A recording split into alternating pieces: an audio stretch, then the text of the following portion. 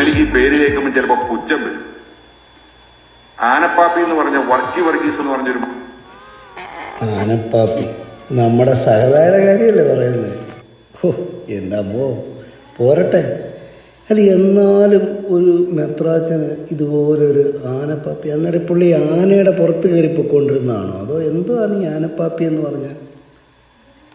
മനുഷ്യനുണ്ടായി 35-ാമത്തെ വയസ്സിൽ പരിശുദ്ധനായ വട്ടശ്ശേരി തിരുമേനിക്ക് സംരക്ഷണം കൊടുത്തു എന്നൊരു ഒറ്റ തെറ്റിന്റെ പേര്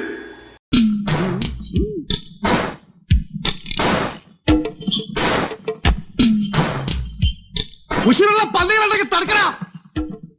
ഈരിക്കാരൻ ജോസിന് എച്ചപ്പട്ടികൾ ആരുമില്ലേ?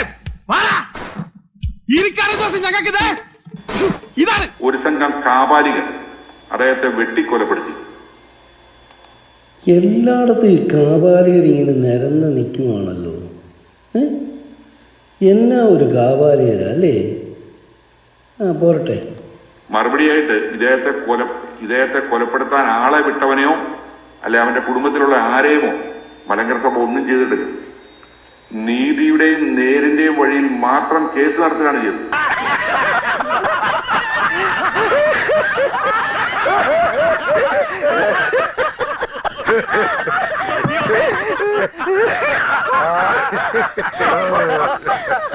അല്ല അപ്പം അവിടെ ഈ സർക്കാരും പോലീസും അങ്ങനെ ഉള്ള ഒന്നും ഇല്ല.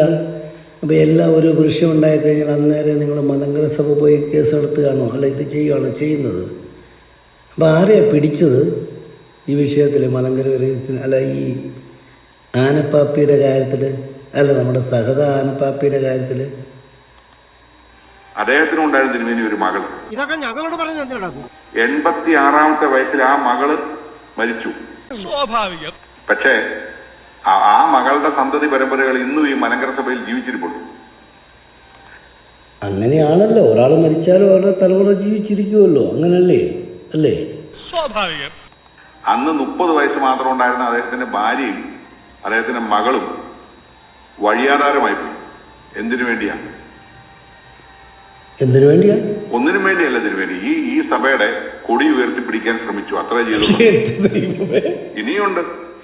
ഏത് ഈ ആനപ്പാപ്പി മരിച്ചത് കൊടി ഉയർത്തിപ്പിടിക്കാൻ ശ്രമിച്ചിട്ടാണോ? എനിക്ക് വയ്യ. പിന്നെ വേറൊരു കാര്യമുണ്ട് എൻ്റെ ചേട്ടാ, ഇങ്ങനെയാണ് എൻ്റെ കാര്യം. ഈ താഴത്തങ്ങാടിയിലുള്ള എന്തോ മേത്തന്മാരുടെ കുടിയിലെങ്ങാണ്ട് പോയി എന്നാൽ ഈ താഴത്തങ്ങാടി ആ സൈഡിൽ ഇരിക്കുന്ന ഒത്തിരി വീടുകൾ ഒരുപോലെ ഇരിക്കുന്നു. അവരെ പുള്ളിയെ കുറ്റപ്പെടുത്തിയിട്ട് കാര്യമില്ല.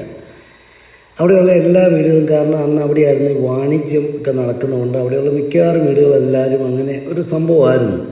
അറിയോ? അതിലൂടെ പോയിട്ടുണ്ട്. ഞാൻ അവിടുത്തുകാരനാണ്, അതുകൊണ്ടാണ്. താഴത്തങ്ങാടിലുള്ളവരോട് ചോദിച്ചാൽ മതി. നമ്മുടെ ഒരു അറുപുഴ കഴിഞ്ഞിട്ട് നമ്മൾ അങ്ങ് താഴത്തങ്ങാടിയിലെ അങ്ങേ അറ്റം വരെ, പള്ളി ഇരിക്കുന്നിടം വരെ അങ്ങനെ ഒരു കാര്യമായിരുന്നു. കാരണം അവരവിടെ എല്ലാം ബിസിനസ്സുകാർ ഉണ്ടായിരുന്ന സ്ഥലമായിരുന്നേ. അപ്പോൾ ഒരു വീട് മറ്റേ വീടും കണ്ടു കഴിഞ്ഞാൽ തിരിച്ചറിയാൻ ഇച്ചിരി ബുദ്ധിമുട്ടുണ്ട്, കാരണം എല്ലാം ഒരുപോലെ ഉണ്ടാക്കിയിരുന്നത്. അപ്പോൾ അങ്ങനെ എന്നപ്പോൾ ഈ പുള്ളി വേറെ ആരാണ്ടര വീട്ടിൽ കയറി, അവിടെ കയറി ആരാണ്ടര കൂടെ കിടന്നു. അപ്പം തീർച്ചയായിട്ടും അവരുടെ ആങ്ങളമാർ തല്ലി, കുതിര തല്ലി, പണ്ടാരടക്കിയിട്ട് അവരവിടെ കൊണ്ട് ഇട്ടെന്ന് പറയുന്നു. കുടുംബത്തെ പറ്റി നാട്ടുകാർക്ക് അതിലെന്നാ സത്യമുണ്ട് ചേട്ടാ?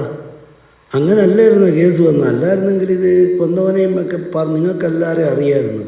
അപ്പോൾ പിന്നെ നിങ്ങൾക്കങ്ങ് പറഞ്ഞു കൊടുത്ത് ഇത് എന്തോ അവരെ പിടിപ്പിക്കാൻ മേലായിരുന്നു. നിങ്ങൾ ഭയങ്കര പാർട്ടി മലയാള മനോരമ കയ്യിൽ എന്തൊക്കെ എഴുതിയാലും നിങ്ങൾക്ക് എന്തൊക്കെ എഴുതാൻ പറ്റും, അങ്ങനെയൊക്കെ അങ്ങ് പറഞ്ഞ് പോകാതെ ഒരു തള്ളുമ്പോൾ ഇച്ചിരി ഒരു ന്യായമായിട്ട് തള്ളണ്ടേ?